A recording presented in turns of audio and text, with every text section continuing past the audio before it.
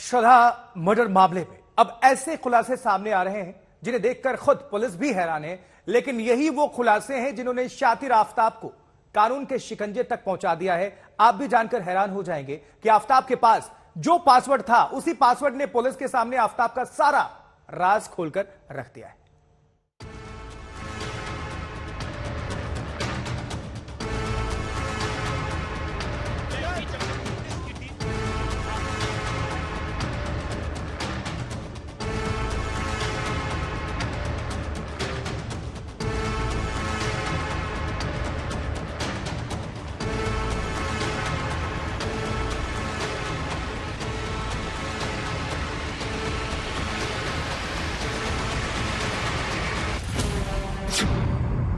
आफताब के पास मर्डर का पासवर्ड, श्रद्धा के नेट बैंकिंग के मर्डर के बाद सेंध,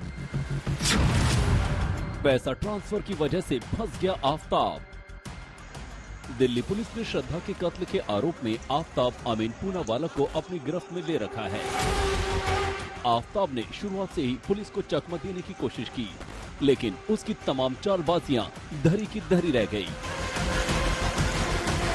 श्रद्धा के बॉडी पार्ट्स को तलाशने की कोशिश की जा रही थी। कुछ बॉडी पार्ट्स अभी तक मिले हैं, लेकिन उनका फोरेंसिक होना बाकी है, क्योंकि फोरेंसिक होने के बाद ये साफ हो पाएगा कि वो मानव अंग है और उसके बाद वो डीएनए कराया जाएगा उसका। वैसे जब से आफताब पकड़ में आया और कत्ल के बाद उसका शातिराना अंदाज सामने आया, तो हर तरफ एक ही सवाल कौन रहा था, आखिर आफताब पुलिस की हथकड़ियों में कैसे फंस गया।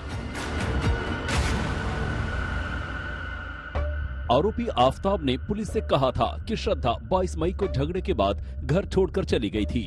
आफताब ने यह भी कहा था कि घर से जाते समय वो सिर्फ अपना फोन लेकर गई थी, जबकि बाकी सारा सामान छोड़ गई थी और इसके बाद से वो उसके संपर्क में नहीं है।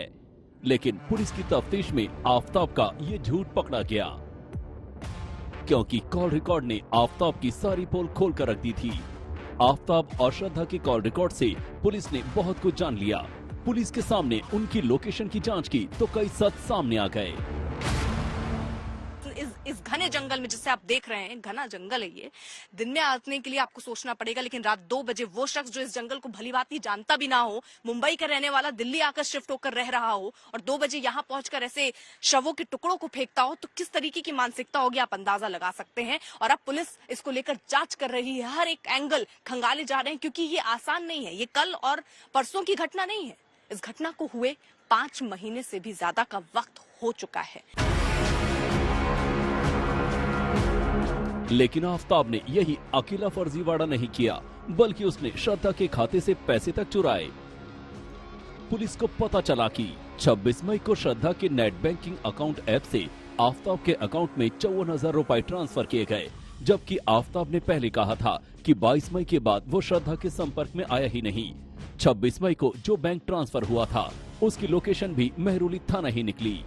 इतना ही नहीं, 31 मई को श्रद्धा के इंस्टाग्राम अकाउंट से उसके दोस्त के साथ एक चैट हुई थी। जब पुलिस ने श्रद्धा के फोन का लोकेशन निकाला, तो वो दिल्ली के मेहरौली थाना इलाके का निकला। यानी पुलिस को ये पता चल चुका था कि आफताब के पास श्रद्धा का न सिर्फ सोशल मीडिया अकाउंट का पासवर्ड मौजूद है, बल्कि उसके बैंक खाते की भी सारी जानकारी है और वो श्रद्धा का नेट बैंकिंग का पासवर्ड भी जानता है। हालांकि शुरू में तो आफताब इन सवालों के जवाब देने से कतराता रहा, लेकिन जब पुलिस ने पूरा कच्चा चिट्ठा उसके सामने रख दिया, तो उसे कबूल करने में देरी नहीं लगी। अरविंद ओझा और अर्पिता आर्या के साथ हिमांशु मिश्रा, दिल्ली आज तक।